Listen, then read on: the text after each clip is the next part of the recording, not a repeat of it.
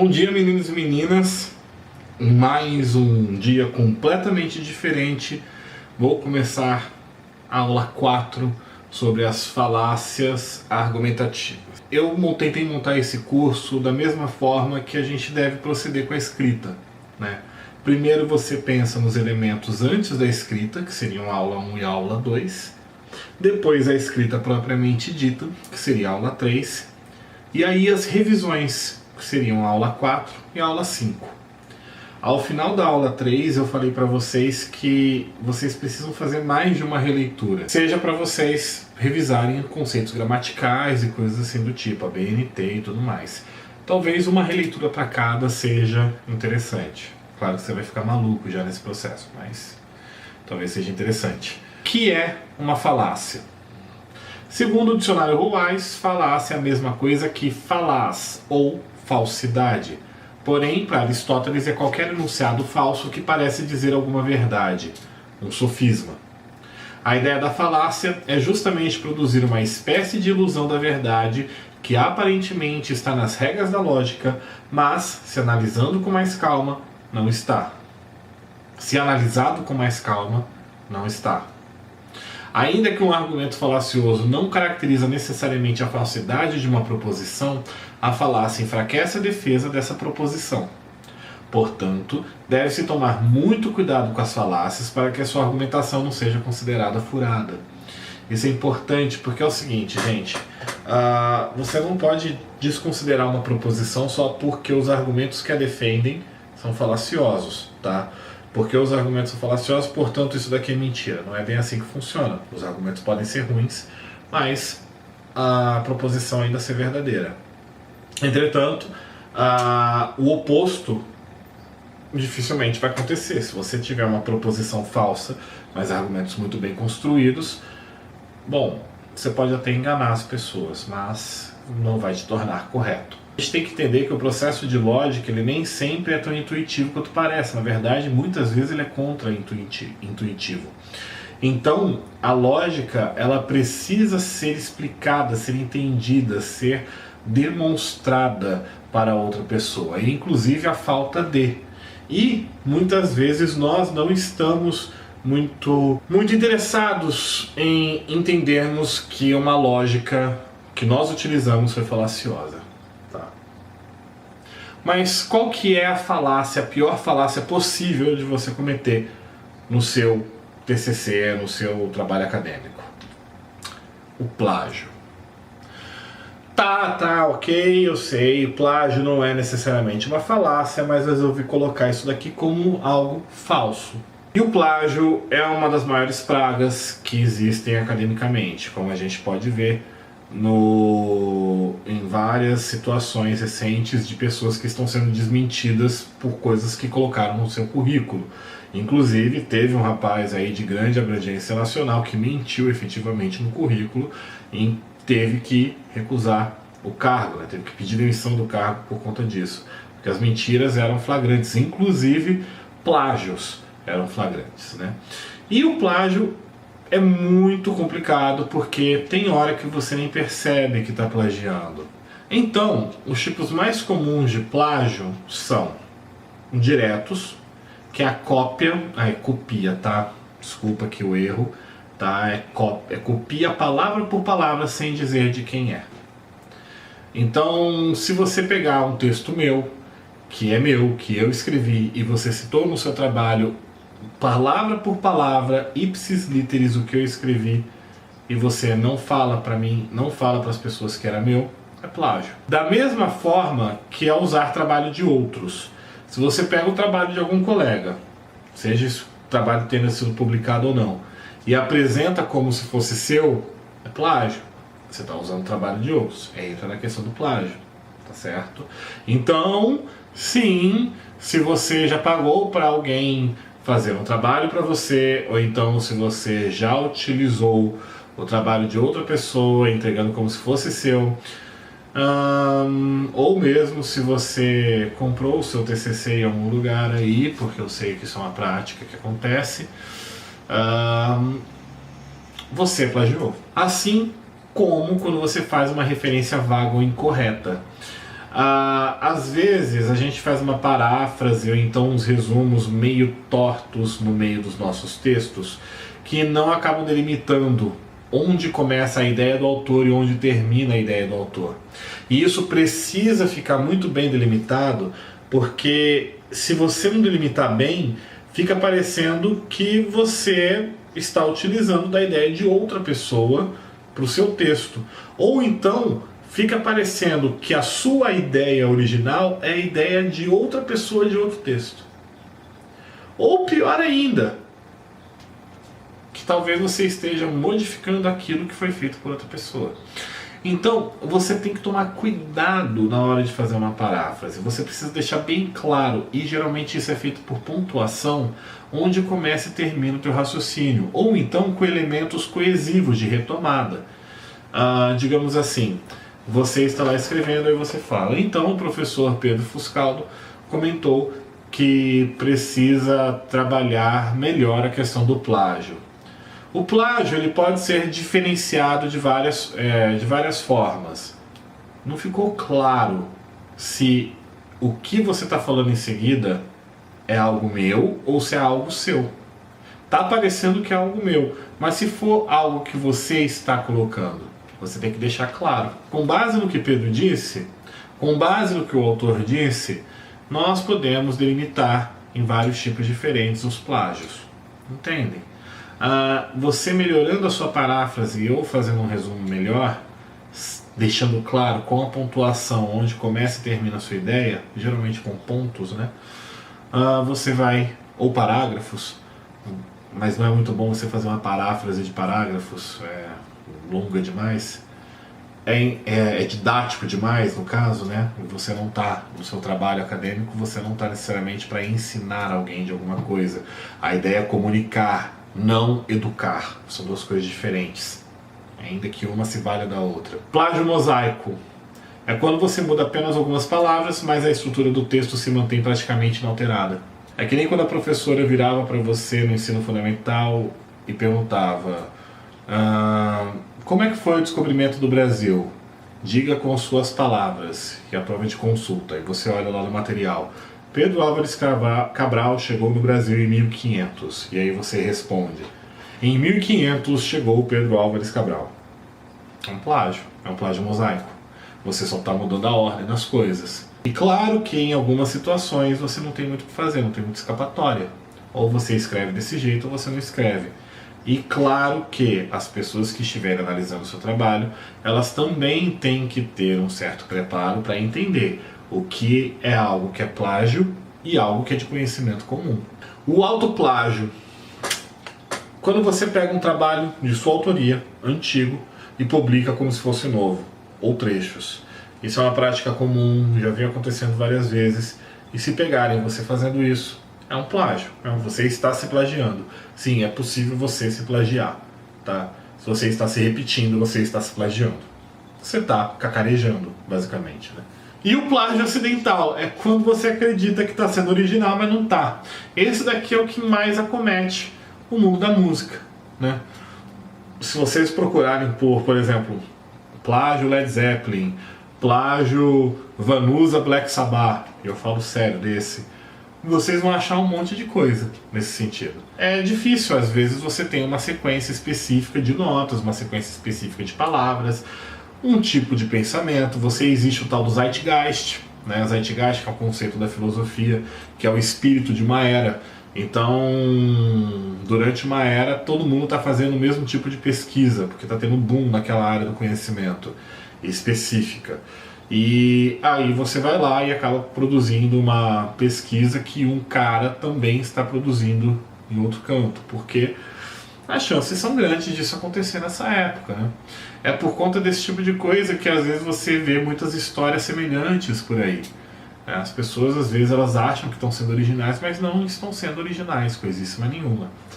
Na verdade, a originalidade ela está em esconder bem as suas fontes, tá? E por isso que é interessante a diferenciação entre um texto científico e de um texto literário. No texto literário, você tem que esconder bem as suas fontes. tá? Para parecer que você está sendo sempre original. Já no texto científico, não é muito bom você parecer que está sendo original o tempo inteiro. É bom você referenciar o máximo possível. Referencie o máximo possível, gente. Não tenha medo de referenciar, tá? A única coisa que você tem que tomar cuidado é se o seu trabalho começar a parecer o trabalho de outra pessoa, que daí é plágio. Se você utiliza argumento falacioso, sua tese cai. Porque, como eu falei na aula passada, o que importa mais, o grosso do seu trabalho, é a sua argumentação. Não é a conclusão que você chegou, não é a introdução que você fez. É a sua argumentação, o miolo do seu texto. Os experimentos, as relações que você estabeleceu, causas, consequências. E por conta disso você precisa tomar cuidado na hora de estabelecer esses pressupostos. Quando você estabelece esses pressupostos, você tem que ter certeza que os seus argumentos estão bem construídos, tá? Eu fiz uma separação aqui dos principais argumentos, dos principais tipos de falácias que eu vejo sendo cometidas. Nem de perto eu esgotei o assunto, existem muitos estudos de falácias, muita coisa pode ser dita e tudo mais, só que eu coloquei aquelas que são mais absurdas, tá? Com isso, logo por causa disso, e depois disso, logo por causa disso. O que eu fiz aqui? Vocês devem estar reconhecendo as duas coisas, né? São mapas dos Estados Unidos e o capacete do Ayrton Senna com uma imagem do carro dele com uma circulação. Eu coloquei essas duas coisas porque são duas teorias da conspiração, tá? Essa falácia é a falácia perfeita dos teóricos da conspiração. A primeira, com isso logo por causa disso, afirma que dois eventos aconteceram juntos, portanto estão relacionados. E a seguinte, que é depois disso, logo por causa disso, afirma que se algo aconteceu depois de outra coisa, também estão relacionadas. Os mapas dos Estados Unidos aí, eu tirei de um vídeo do John Oliver, do Last Week Tonight. É um vídeo inclusive sobre teorias da conspiração. E ele fala dessa daqui que você está pegando dois mapas. O primeiro mapa, o mapa de cima, é o mapa das antenas de 5G. Sim, você consegue perceber. Onde teve instalação de torre 5G, teve maior contaminação de Covid-19. É óbvio, está aqui. Com isso, logo por causa disso. Entretanto, no mesmo vídeo, John Oliver ele traz um terceiro mapa, que é um mapa de densidade populacional. E vocês já sabem o que aconteceu. O mapa de densidade populacional, ele cabe perfeitamente aqui. Ou seja, o Covid se espalhou desse jeito, não porque 5G, mas por conta da densidade populacional, que evidentemente é onde você terá mais torres de 5G. Então, porque duas coisas são correlatas, não quer dizer que elas estejam relacionadas. Outra coisa que a gente pode dizer nesse sentido é a gente estabelecer um raciocínio mais ou menos assim. Antes do século XX, você tinha uma grande atividade de pirataria no oceano. Piratas por aí ficavam pirateando no oceano. No século XX para cá, isso diminuiu bastante. Será coincidência que diminuiu a atividade de pirataria porque os mares esquentaram? Porque são duas coisas que aconteceram. Outra coisa que aconteceu também, que esse é um exemplo gringo que eu ouvi uma vez, desse tipo de falácia, né, de causa falsa, era que pegaram os gráficos de acidentes de helicóptero nos Estados Unidos com filmes feitos pelo Nicolas Cage. E eles colocaram um gráfico em cima do outro e viram que quanto maior, se eu não me engano era quanto maior o número de filmes do Nicolas Cage, menor o número de acidentes de helicóptero. E as duas coisas, sabe, se intercalavam perfeitamente, com uma ou outra exceção. O que é perfeito ter uma ou outra exceção, né, para uma teoria da conspiração. Porque a gente tem aquela ideia, e não é mentirosa, de que exceção confirma a regra. A outra que eu peguei é depois disso, logo por causa disso, que é uma teoria conspiratória maravilhosa que defende que o Ayrton Senna, um piloto brasileiro, foi morto por um tiro de calibre qualquer coisa aí, enquanto ele fazia a curva da Tamburello, porque ele estava querendo denunciar.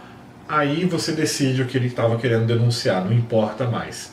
O que importa para mim é que, quando mostra o vídeo do Ayrton Senna fazendo uma curva na Tamburello pouco antes do acidente, os caras, por conta do vídeo, enfim, eles veem uma fumaça branca saindo de uma parte ali. É isso que essa parte vermelha do cockpit do carro está tentando mostrar, né? E o povo está dizendo que depois disso Senna bate. Então depois disso, logo por causa disso, ele bateu o carro. E, portanto, aquilo ali é um tiro. E aquele buraco ali é a conclusão lógica que a gente vai chegar. É óbvio que uma bala fez esse buraco perfeito no capacete. Ambiguidade. Isso é interessante.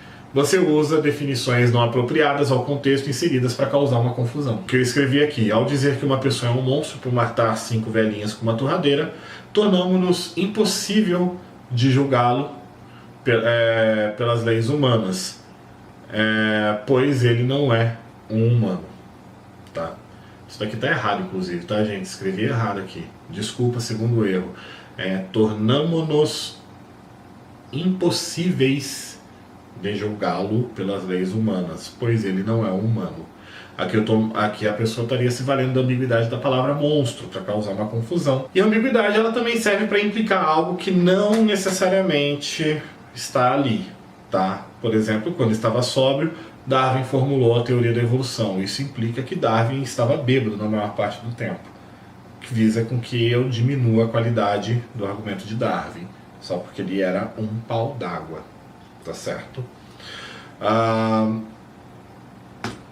Além disso, nós temos também o apelo à natureza e a evidência anedótica. O apelo à natureza é a favorita da Dona Cida, minha avó, tá? E de muitas mães por aí, e de muitas pessoas por aí. Na verdade, é uma coisa que inclusive vende muito bem, né? É você argumentar de que algo é bom porque é natural. Um tufão, um furacão, um vulcão, comigo ninguém pode. Coronavírus, ataque de tubarão, ataque de urso, ataque de qualquer animal, ataque de hipopótamo, dengue, a febre amarela. Vírus em termos gerais, bactérias em termos gerais, vida em termos gerais. A natureza, na verdade, ela não é um lugar bom. Ela é uma coisa bastante agressiva. Na verdade, se a gente for parar para pensar, é porque a gente tem essa ideia falaciosa de que porque industrial, portanto, ruim. A ideia é como se vende, por exemplo, alimento orgânico, em oposição aos transgênicos. A evidência anedótica, tem gente que não vai gostar disso que eu vou falar aqui. Testemunho pessoal é levado em consideração na hora de formular uma proposta universal. É a falácia da vivência. A observação subjetiva de uma pessoa em relação ao evento não pode ser considerada como verdadeira, pois não é falseável. Basicamente a sua palavra. E isso é péssimo. Na ciência como um todo, isso não é levado em consideração. Eu estava andando na rua, olhei para o céu e vi um OVNI. Depois o OVNI sumiu. Vocês têm que acreditar em mim. Eu sim vi um OVNI. Infelizmente não temos como acreditar no Senhor, porque a sua observação pessoal e subjetiva de um evento não tem como corroborar como uma evidência, pois não é falseável isso que você está dizendo para nós. Da mesma forma que você também não prova que Deus não existe ao você falar que caia um raio em mim se Deus existe. Não caiu um raio em mim nesse momento, portanto Deus não existe. Não, eu não posso fazer isso com a evidência anedótica, porque eu estou me pautando na evidência do raio não ter caído em mim neste momento. Deus só pode estar de sacanagem ou estar com preguiça. Então, a evidência anedótica tem que ser tomada cuidado, porque a vivência de alguém não vai tornar determinada coisa verdadeira. Argumento circular e franco atirador, eles funcionam de formas semelhantes, tá? O argumento circular é quando a argumentação se justifica nela mesma, produzindo uma retroalimentação constante que se define nela mesma. Sim, aqui não foi erro, eu escrevi de propósito daquele jeito ali, tá? A palavra de Deus é infalível e isso pode ser comprovado pela Bíblia, escrita pelo Nosso Senhor, que tem a infalibilidade da palavra, portanto ele não está errado. O argumento se confirma nele mesmo. É tautologia, isso daqui também é o nome. E a gente tem que tomar muito cuidado com esse tipo de coisa. Porque se você tiver um argumento que sempre fica se provando independente do que está sendo falado, você tem um problema. Porque se um raciocínio é tautológico, logo ele não é falseável. Porque ele se justifica nele mesmo. Logo, ele não tem também utilidade para a ciência, porque ele não dialoga com mais nada. Tá certo? Ou as coisas existem dentro daquela lógica, ou elas não existem. É por isso que a religião ela se argumenta desse jeito. E o franco atirador é interessante, é quando você escolhe um tanto de argumentos específicos para justificar o seu ponto, mas você descarta todas as outras coisas que seriam contrárias ao seu ponto. Tá? Então é basicamente você dizer que as vacinas causam autismo segundo estes 2 estudos produzidos com 20 cavalos durante a década de 80. É o que muita gente faz hoje em dia. Né? Ah, eu tenho esses 2, 3 aqui estudos que provam que a hidroxicloroquina consegue fazer determinada coisa, consegue prevenir o Covid. Mas temos esses 393 que dizem que não. Eu vou ficar com aqueles 3 ali que falam que sim, porque é o que eu gosto. Ideologia política trabalha com essas 2 falácias o tempo inteiro. O argumento circular, porque toda ideologia vai se provar dentro dela mesma como a melhor do que todas as outras. E também as ideologias elas vão se justificar o quão elas são corretas com esses pequenos pedaços de argumentos aqui. O falso dilema e o apelo à pureza são 2 falácias muito interessantes. O falso dilema é quando você reduz uma situação complexa a apenas 2 proposições possíveis. Isso é interessante porque você visa reduzir, você torna a questão meio óbvia, parece que é óbvio resolver. Então, se você prende o marginal, tem 2 possibilidades, ou mata ou prende, não tem mais nada do que isso. Isso é um problema, porque não é uma situação binária desse jeito. Isso quer dizer que toda situação binária é um falso dilema? Não, tem muita situação que sim é um dilema. Que você tem uma situação binária, ou é isso ou é aquilo. Mas em vários casos, nos casos que isso não é possível, sim, é uma falácia. Da mesma forma que o tal do apelo à pureza, ou a falácia do escocês, como o povo disse, que é estabelecer um grau de pureza para determinado conceito, para que ele se mantenha no estado permanente de intocabilidade. E novamente, ideologia política. Percebam, a China não é um país comunista de verdade. Os Estados Unidos da América não são liberais de verdade. Político tal não é não sei o que lá de verdade. Fulano tal não sei o que lá de verdade. Você apela a uma suposta pureza para mostrar que aquelas pessoas que sim se alinham com, ou aquelas coisas que se alinham com com a sua visão de mundo, não façam parte mais daquela visão de mundo, tá? Estão dizendo por aí, por exemplo, que determinado presidente da república de um país aleatório, aí ele não é um conservador de verdade. Ladeira escorregadia e alegação especial. Ladeira escorregadia é muito interessante. E eu coloquei uma aspas aqui de um senador australiano, se eu não me engano, tá? Não lembro exatamente de quem que é essa aspas aqui, mas já aconteceu há algum tempo. E essa aspas aqui, ela é interessante porque a gente viu isso daqui acontecer. Eu lembro de um artigo na Veja que falou mais ou menos isso daqui. Ladeira escorregadia é quando você assume um efeito cascata, tá? A gente tem que tomar cuidado com esse tipo de efeito. Não é porque aconteceu A que vai acontecer Z, tá? A, B, C, D, ou teoria desse café, uma coisa leva a outra. É o que o cara tenta fazer aqui. Isso daqui é um argumento que todo mundo vai entender quão ridículo é. Se estamos dispostos a redefinir o casamento de tal maneira que permita a união sem consideração de sexo de duas pessoas que se amam, qual será a próxima etapa? Próxima etapa, francamente, é que 3 ou 4 pessoas que se amem sejam autorizadas a contrair uma união permanente, com o consentimento da sociedade. Tá. Há inclusive pessoas aterrorizantes que consideram aceitável manter relações sexuais com animais. Será uma próxima etapa? Por que você é contra o casamento gay? Ah, porque no final das contas a gente vai estar casando com cabra. Alegação especial. você faz uma alteração nas regras para produzir uma exceção para que as regras se mantivessem intactas. Aí você pega, você consegue prever o futuro? Eu consigo prever o futuro. Se vira, dá um puta de um murro na cara dele e pergunta, você previu isso daqui? Aí o cara fala, não previ agora porque eu preciso de preparação e tal, essas coisas, tal. Percebe? Ele começa a achar motivos do porquê que você não teve a experiência, não testemunhou que ele estivesse prevendo o futuro, tá certo? Isso daqui também vai acontecer com uma forma muito parecida com o escocês de verdade, tá certo? Mas não, isso daqui ó, a gente tem que ver direito. Não, mas nesse caso, isso introduz geralmente uma alegação especial.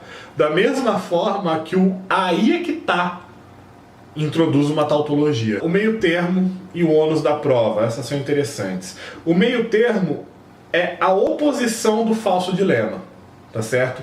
Enquanto que quando você coloca uma situação bem complexa em duas possibilidades apenas, essa daqui você inventa uma terceira possibilidade, geralmente no meio de duas posições. Então, por exemplo, alguém afirma que a vacina provoca autismo. Aí uma galera aqui afirma que vacina não provoca autismo. Aí uma pessoa, um Salomão da vida, ele resolve parar. Talvez provoque autismo em algumas crianças e em outras não. E o Salomão, ele sabia disso. E quando eu falo Salomão, eu falo de rei Salomão. Ele era muito sábio e tudo mais. E chegaram duas mães afirmando que o bebê era delas. E aí o Salomão, ele propôs dividir o bebê no meio. E ele sabia que isso era imbecil. E ele fazia isso, claro, para identificar quem era a mãe verdadeira. Mas ele sabia que esse meio termo de você dividir as coisas, o bebê é meu, tá, um ficar com a parte de cima, outro com a parte de baixo. Em que eu imagino que o rei Salomão estivesse pensando em dividir o bebê, não horizontalmente, mas verticalmente, que nem a forma correta de se dividir pizza, né? Porque se você divide a pizza horizontalmente, você alguém vai ficar com um pedaço menor. Então não é justo. Então você divide verticalmente o pedaço da pizza, né? Porque daí você fica com dois triângulos, né? Mesma coisa serviria para o caso do Salomão.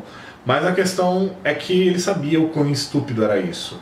E como ele sabia o quão estúpido era isso e ele vivia antes de Cristo, eu acho que já está na hora da gente perceber também. E o ônus da prova. A transferência para o interlocutor provar que você está errado sem você oferecer nenhum argumento de que está certo. Sempre que alguém faz uma declaração estapafúrdia, alguma teoria da conspiração ou raciocínio simples, você tem a transferência do ônus da prova. É basicamente o seguinte: você afirmar que tal coisa é assim, o outro dizer que não, e você dizer que ele tem que provar o porquê que você está errado. Então, se você faz uma acusação, se você, na verdade, propõe algo, você precisa dizer o porquê você está correto. E dizer o porquê você está correto não é dizer o porquê que o outro está errado. Muito ateu de ateia faz isso. O cara fala, eu sou ateu. Aí você pergunta, por que você é ateu? E todos os argumentos dele são para tentar provar o porquê que Deus não existe. Portanto, ele é ateu. Então ele não é ateu, ele é um descrente, são duas coisas diferentes. Então a gente tem que tomar cuidado com essa transferência do ônus da prova. É que nem você acusar alguém de alguma coisa mesmo. Você me roubou. Aí a pessoa fala, eu não te roubei. Aí você afirma, tá, então me prova que você não me roubou. Como que uma pessoa faz isso? Essa é uma coisa que tem que tomar cuidado, tá certo? A gente faz muito esse tipo de coisa. Porque você transfere o ônus da prova se você tiver, por exemplo, no seu trabalho escrevendo, acadêmico, a sua argumentação for apenas baseada em desbancar alguma coisa que está por aí, sem propor nada no lugar. A sua ideia basicamente é dizer que ao desbancar a ideia do outro, a sua vai emergir como correta, porque ela não foi desbancada. E as duas últimas que eu quero abordar com vocês, porque senão ia ficar muito longo tudo isso, é o apelo à autoridade e à genética. Tá? Elas são muito semelhantes. A primeira é um fenômeno moderno, colocamos como autoridades em qualquer assunto, qualquer pessoa que pareça razoavelmente gabaritada em qualquer área. Ou então, você utilizar a sua posição sem argumentar para afirmar que alguma coisa é factual. Gente, sim, quando nós estamos fazendo os nossos trabalhos acadêmicos, nós nos pautamos em autoridades das nossas áreas para dizermos o que é melhor, o que é bom, o que é verdadeiro e por aí vai. Tem as autoridades das nossas áreas, tá? Isso que eu estou falando aqui não é um exemplo de falácia de apelo à autoridade. Qual que é o exemplo de autoridade utilizada errada?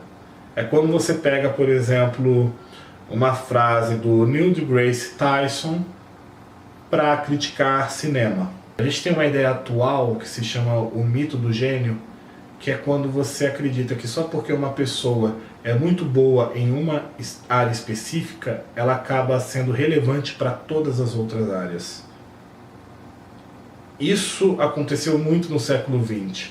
Tem uma história clássica de um exemplo de pessoa recusando esse tipo de coisa, que é do Einstein, que quando foi criado o Estado de Israel, para acomodar os judeus posterior à Segunda Guerra Mundial, o Einstein, que era vivo na época e era considerado o principal judeu do mundo, ele foi chamado para ser o primeiro presidente de Israel.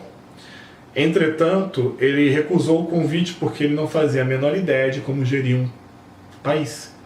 Porque o negócio dele era física, não administração pública. A genética tem um julgamento da qualidade do argumento com base na sua origem. Então, eu só acredito se o jornal da Record falou, se o Jornal Nacional falou, se fulano falou, se ciclano falou, se beltrano falou. Você não está julgando o argumento, você não está julgando nada. Você está julgando quem está falando, tá certo? E isso é um problema também, tá? Você se basear que porque fulano falou tal coisa, aquilo, portanto, verdade, ou aquilo, portanto, mentira. Bom, gente, agradeço a preferência, agradeço que você esteja aí no penúltimo dia, e amanhã, no quinto dia e último, a gente vai abordar aspectos gramaticais de revisão gramatical e de revisão de ABNT, tá certo? E eu vou falar com mais detalhes dos trabalhos que me forem enviados. Não todos, mas aqueles que eu achei que tem mais problemas.